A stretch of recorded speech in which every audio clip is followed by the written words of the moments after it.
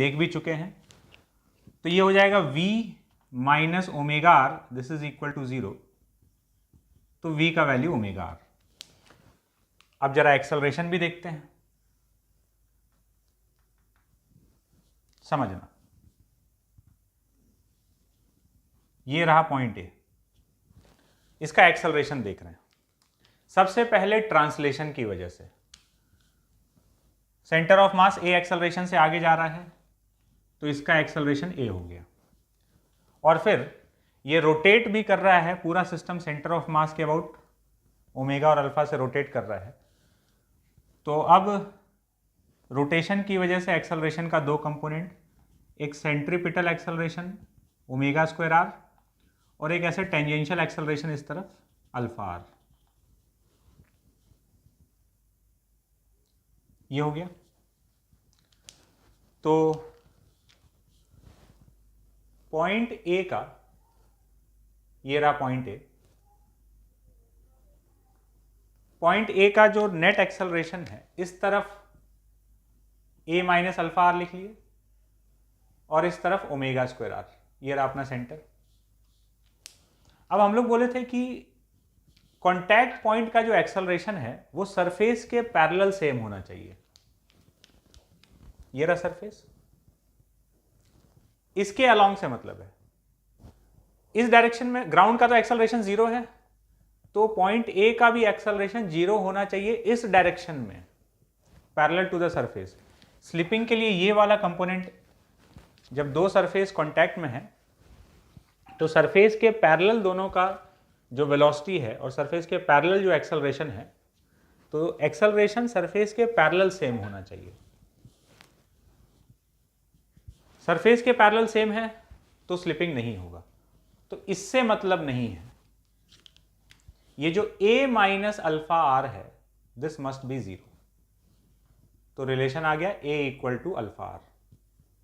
तो अगर रोलिंग कर रहा है तो v equal to omega R होगा, और अगर एक्सेलरेशन और अल्फा है तो a equal to alpha R होगा।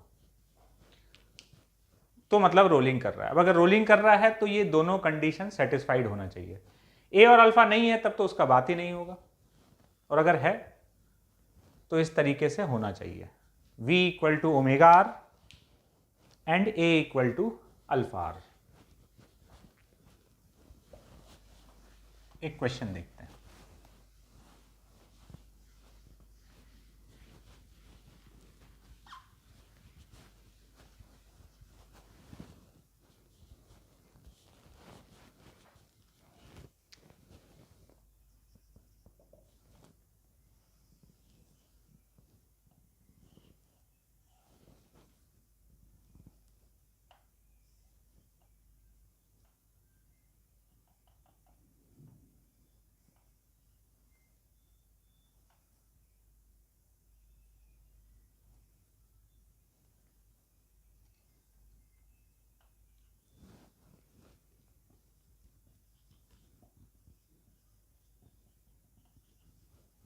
Ring is rolling with speed v.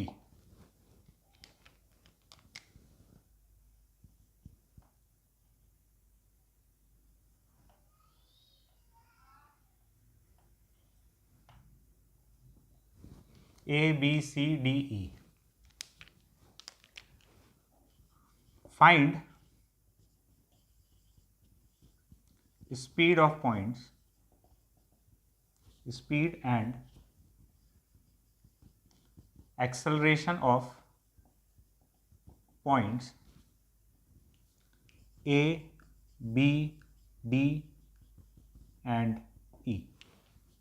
A, B, D, E इन सारे पॉइंट्स का एक्सेलरेशन और स्पीड बताना है। अब कुछ बात है जो ध्यान से समझेंगे हम लोग। जब यहां पर बोला कि ring is rolling with speed v, तो अंडरस्टूड है कि वो खाली इतना बोल के छोड़ देगा। अब अगर बोलकर छोड़ दिया इसका मतलब ओमेगा है डेफिनेटली, तभी तो रोल कर रहा है। और अभी हमको खुद समझना है, हो सकता है कि वो ओमेगा दिखा दे, हो सकता है कि नहीं दिखाए, बट जब ये बोल दिया कि ring is rolling with speed v, इसका मतलब डेफिनेटली कि इसके पास v ऐसे है और इस तरीके से ओमेगा है। और ओमेगा का वैल्यू किसके बराबर है, v by R. v equal to omega R satisfied है, तभी रोलिंग कर रहा है। तो ये बात खुद से समझना है कि ओमेगा तो इसके पास होगा ही, और ओमेगा और v में ये रिलेशन है। अब हम लोग को अलग अलग पॉइंट्स, और इसका रेडियस भी दिया हुआ है, रेडियस r है ये मालूम है। तो अब हमको अलग अलग पॉइंट्स का स्पीड बताना है, बताते हैं।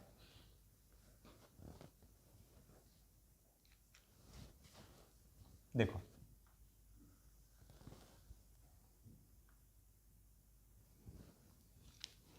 सबसे पहले बात करते हैं पॉइंट ए पर। पॉइंट ए का जो स्पीड होगा,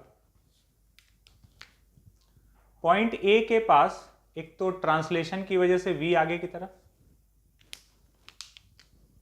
ये v से आगे जा रहा है, ओमेगा से घूम रहा है, ठीक है। तो ट्रांसलेशन की वजह से v आगे की तरफ, और रोटेशन की वजह से ओमेगा आर भी आगे की तरफ, और ओमेगा आर का वैल्यू तो v है। तो टॉप मोस्ट पॉइंट का स्पीड 2v हो गया। चलते हैं पॉइंट बी पर। ट्रांसलेशन की वजह से v आगे की तरफ,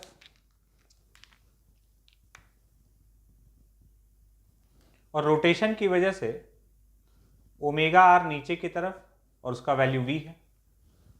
तो इसका नेट वेलोसिटी इधर v और v का रिजल्टेंट √2v हो गया। बॉटम मोस्ट पॉइंट ग्राउंड के कांटेक्ट में है, रोलिंग कर रहा है, डेफिनेटली इसका वेलोसिटी तो 0 हो जाएगा। v आगे की तरफ, ओमेगा आर पीछे की तरफ, 0 हो जाएगा। और यहां पर जो पॉइंट है, ये पॉइंट है d, नहीं d तो ये पॉइंट था, ये पॉइंट है e।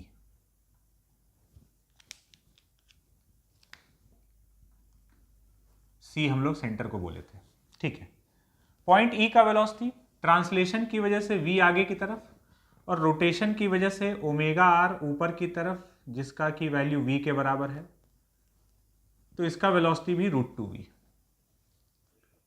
ये आगे अलग अलग पॉइंट्स का वेलोसिटी। अब बात करते हैं एक्सेलरेशन का। ये तो वेलोसिटी लिख लिया सबका, एक्सेलरेशन देखते हैं।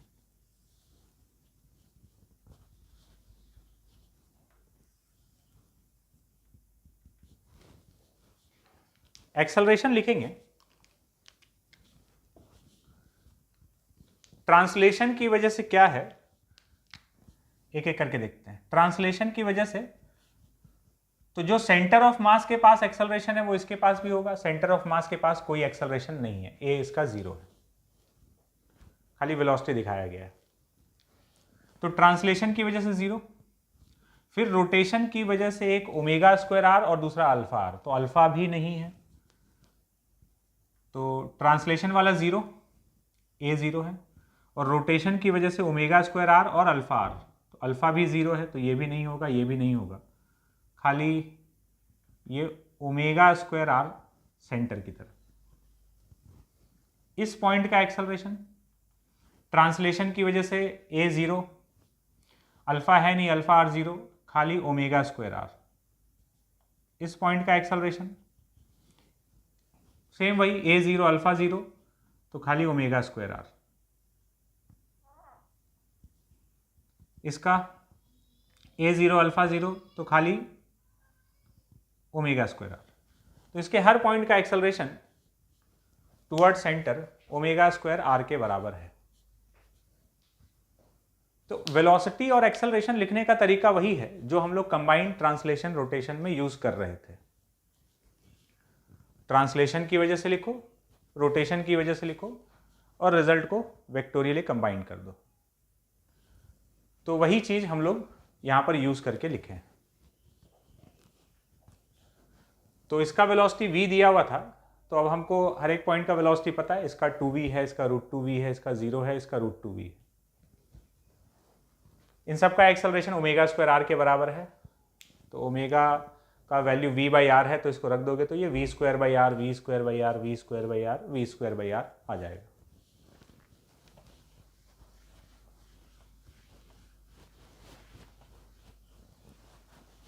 हेडिंग डालते हैं टाइप्स ऑफ रोलिंग।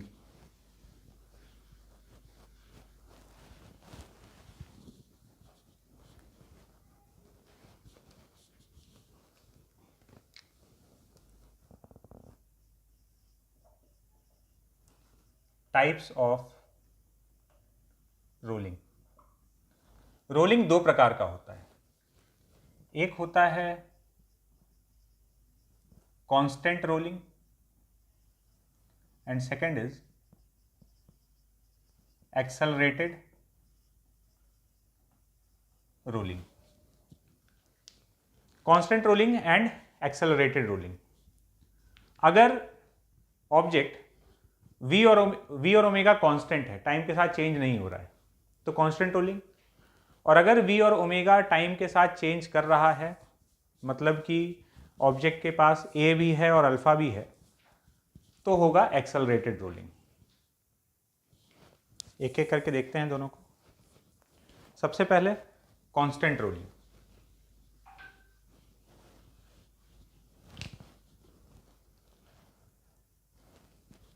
देखो, अभी तक जो हम लोग बात कर रहे थे वो रोलिंग का काइनेमेटिक्स था।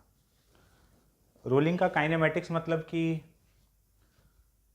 अगर रोलिंग हो रहा है तो किसी भी पॉइंट का वेलोसिटी और एक्सेलरेशन लिखना, तो बिल्कुल जैसे कंबाइंड ट्रांसलेशन रोटेशन में लिखते हैं वो तरीका यूज़ करके हम लोग लिख रहे थे।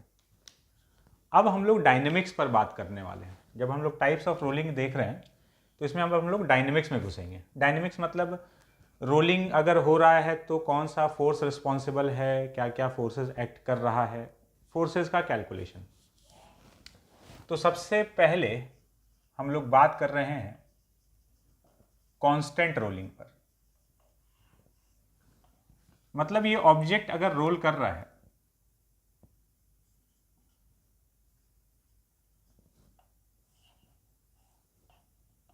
ग्राउंड पर, तो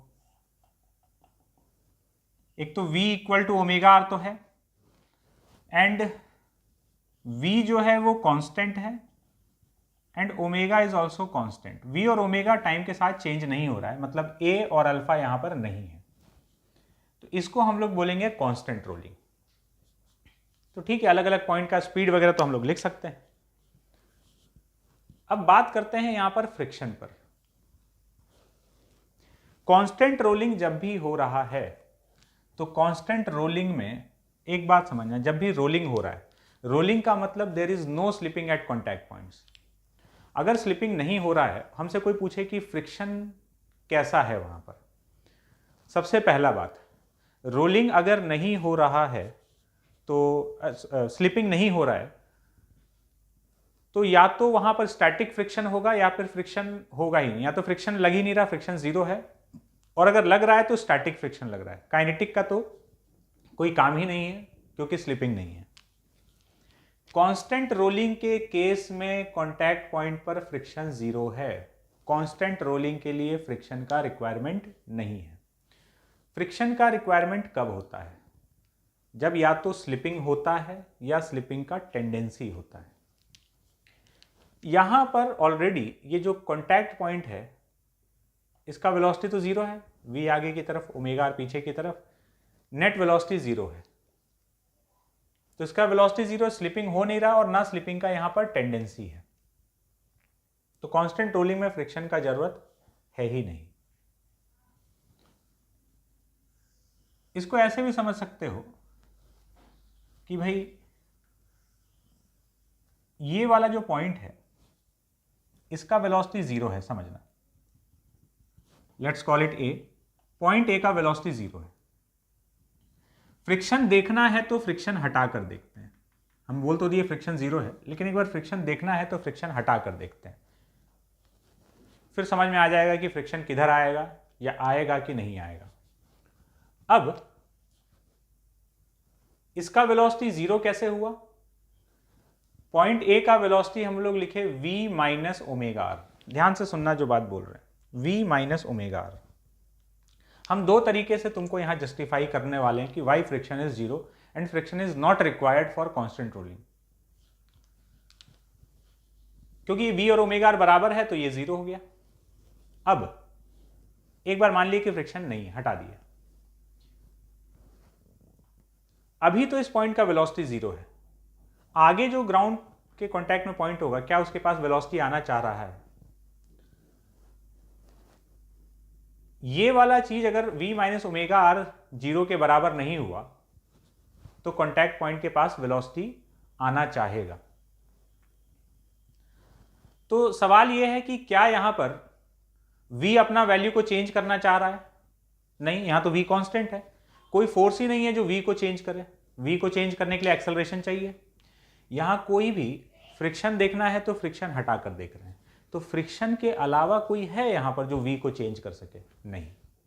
कोई ओमेगा को चेंज कर सके? नहीं। तो ना तो यहां पर v चेंज होने वाला है ना ओमेगा चेंज होने वाला है, मतलब हर समय ये कंडीशन सेटिस्फाइड रहेगा, v और ओमेगा का जो वैल्यू अभी है वो हमेशा है। तो v माइनस ओमेगा आर हर मोमेंट पर जीरो होने वाला है, ना तो v चेंज हो रहा है ना ही ओमेगा। तो मतलब ना तो यहां पर स्लिपिंग है और ना ही अगले मोमेंट पर किसी मोमेंट पर स्लिपिंग का टेंडेंसी आने वाला है। तो फ्रिक्शन का जरूरत ही नहीं है, तो फ्रिक्शन लगेगा ही नहीं। ये तो एक बात हुआ। अब दूसरे तरीके से इसको ऐसे बोल सकते हैं कि अगर फ्रिक्शन किसी डायरेक्शन में लग गया, कोई और फोर्स तो लग नहीं रहा है, अगर फ्रिक्शन किसी एक तरफ लग गया तो ये इस रिंग को एक्सेलरेट कर देगा, इसके पास a आ जाएगा, अल्फा भी आ जाएगा, टॉर्क लगेगा, तो हमको v चेंज होते हुए दिखेगा। लेकिन हम लोग तो बात कर रहे हैं कांस्टेंट रोलिंग का। कांस्टेंट रोलिंग जब बोल दिए तो कंडीशन ही यही है कि v और ओमेगा कांस्टेंट रहना चाहिए। v और ओमेगा कांस्टेंट रहना चाहिए मतलब पहले v का बात कर लो। v अगर कांस्टेंट है मतलब नेट फोर्स जीरो है, बाहर से हम कुछ लगा नहीं रहे हैं, तो जब बाहर से हम कुछ नहीं लगा रहे हैं तो फ्रिक्शन भी नहीं लगना चाहिए, क्योंकि अगर फ्रिक्शन लग गया तो वो स्पीड को चेंज करना चालू कर देगा। तो ये बात तय हो गया कि कांस्टेंट रोलिंग में फ्रिक्शन नहीं चाहिए। मतलब ये तुम्हारा सरफेस जो है ये रफ है या स्मूथ है, इससे कोई फर्क नहीं पड़ रहा है। तुम बस एक बार v equal to omega R का कंडीशन सेटिस्फाई करा के चलाकर छोड़ दो, वो चलता रहेगा, आइडियली चलता रहेगा। प्रैक्टिकली बहुत सारा चीज होता है, एयर फ्रिक्शन होता है ना, एयर उसको स्लो डाउन करने लगेगा। बट आइडियली क्या है कि अगर हम किसी ऑब्जेक्ट को रोल कराकर छोड़ दिए तो वो रोलिंग करता रहेगा और उसके लिए फ्रिक्शन का रिक्वायरमेंट नहीं है, चाहे वो स्मूथ सरफेस हो या रफ सरफेस हो।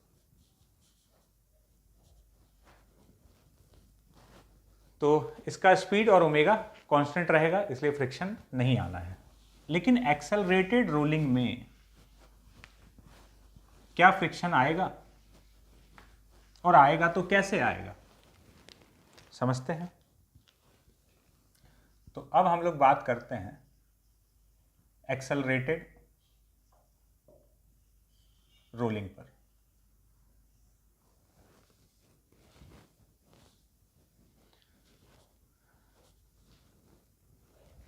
अब हम लोग थोड़ा इसको कैलकुलेशन से समझते हैं।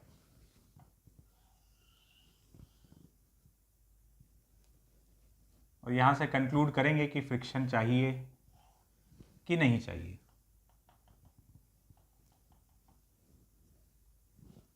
ये एक ऑब्जेक्ट है,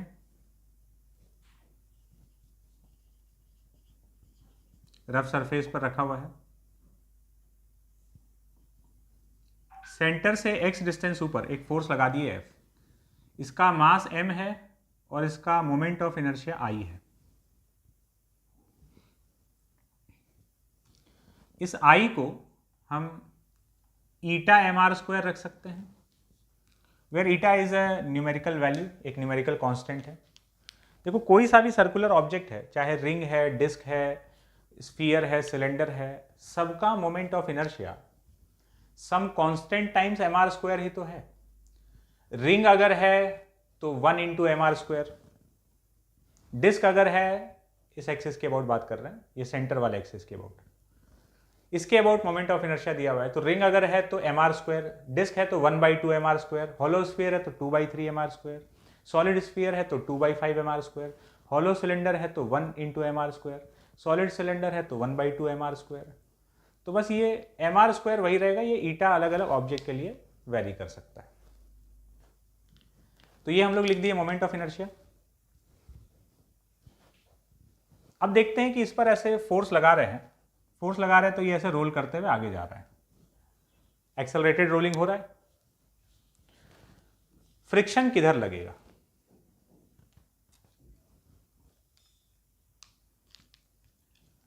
यहां से दो बात समझ में आने वाला है, ठीक है। दो बात हम लोग कंक्लूड करेंगे। पहला तो फ्रिक्शन के बारे में कि फ्रिक्शन किधर कैसे लग रहा है, और दूसरा बात एक्सेलरेटेड रोलिंग वाले प्रॉब्लम को सॉल्व कैसे करते हैं। ये दो बात हम लोग यहां से लास्ट में कंक्लूड करेंगे। तो सबसे पहले तो इसको अभी सॉल्व करना सीखते हैं। जब ऐसे फोर्स लगाए तो ये एक्सेलरेट किया, इसके पास सेंटर के पास एक्सेलरेशन a और इसके पास एंगुलर एक्सेलरेशन आ गया अल्फा, ऐसे जाएगा ये। ग्राउंड से फ्रिक्शन किधर लग रहा होगा? जनरली अपना इंट्यूशन बोलता है कि इधर खींच रहे हैं तो फोर्स इसके ऑपोजिट डायरेक्शन में लग रहा होगा। तो हम लोग मान लिए, डायरेक्शन का टेंशन नहीं लेना है। अगर हम लोग गलत माने होंगे तो हमको नेगेटिव साइन के साथ मिल जाएगा, बट इंट्यूशन यही बोलता है कि ऑपोजिट डायरेक्शन में लगना चाहिए। तो अब यहां पर हम लोग के पास वेरिएबल कितना है? 3 वेरिएबल है।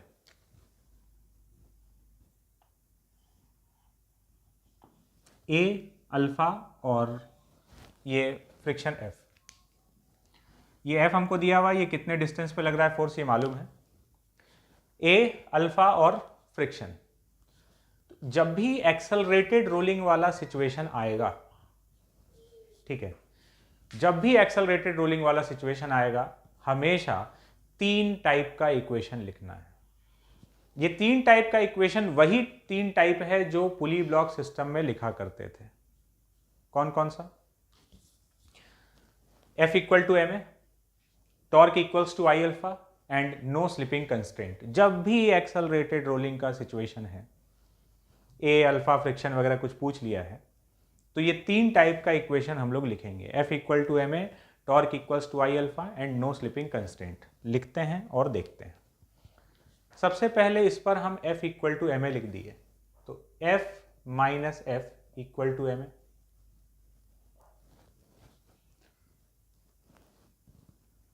कंबाइंड ट्रांसलेशन रोटेशन में हमेशा हम सेंटर ऑफ मास के अबाउट टॉर्क = I अल्फा लिखेंगे। टॉर्क = I अल्फा लिख रहे हैं अबाउट सेंटर ऑफ मास। तो इसके अबाउट देखें तो इस F का टॉर्क हो जाएगा Fx क्लॉकवाइज, और ये फ्रिक्शन का टॉर्क भी clockwise, plus F × R is equal to ηmr² × alpha. ये हो गया सेकेंड इक्वेशन। और थर्ड, रोलिंग वाला कंडीशन मतलब no slipping constraint, no slipping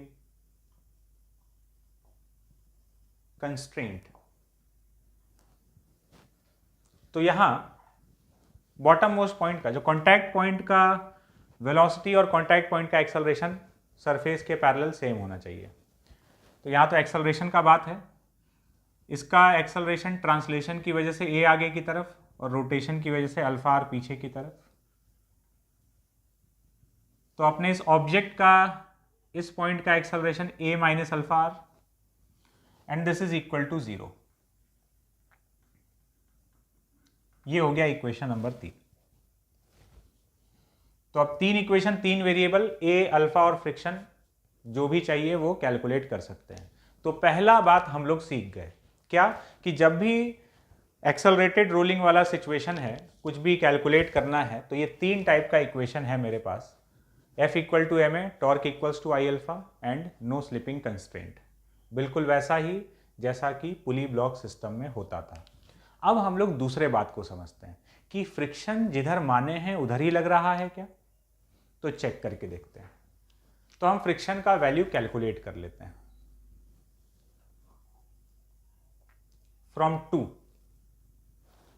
इस पूरे को r से डिवाइड कर दिए तो fx by R plus F is equals to eta M R alpha.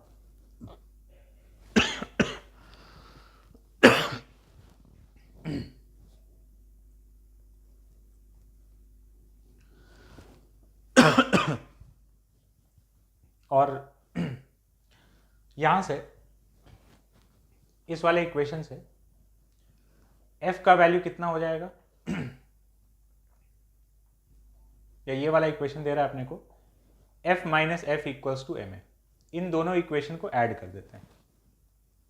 नहीं,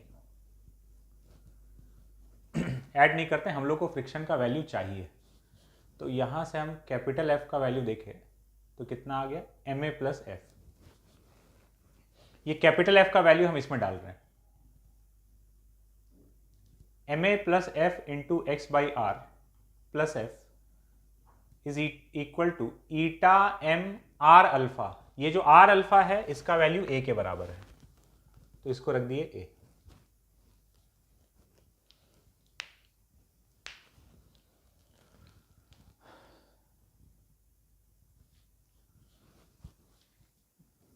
एक मिनट,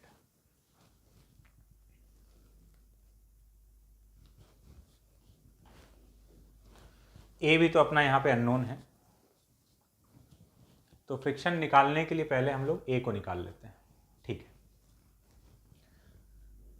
इसको आर से डिवाइड किए तो ये बना, एंड एफ ये वाला equation F minus F equal to M A. इन दोनों को ऐड कर देते हैं, पहले ए निकाल लेते हैं और फिर ए का वैल्यू पुट करके फ्रिक्शन निकाल लेंगे। तो इन दोनों को ऐड कर दिए तो यहां से अपने पास आ गया F X by R plus F is equals to eta M R alpha plus M A. और ये जो r इंटू अल्फा है ये हो जाएगा a के बराबर, तो f into 1 plus X by R is equals to M A eta plus 1। यहां से अपना a का वैल्यू तो आ गया, f into 1 plus X by R upon m eta plus 1। अब हम लोग को चाहिए फ्रिक्शन, तो इसमें या इसमें किसी में भी एक में पुट कर देते हैं तो फ्रिक्शन का वैल्यू आ जाएगा। अब यहां से एक बहुत ही जरूरी कंक्लूजन बाहर आने वाला है, ए का वैल्यू हम इसमें पुट कर दे रहे हैं, फ्रिक्शन का वैल्यू हो जाएगा F minus M A, F minus M, और ए का वैल्यू है एफ बाई एम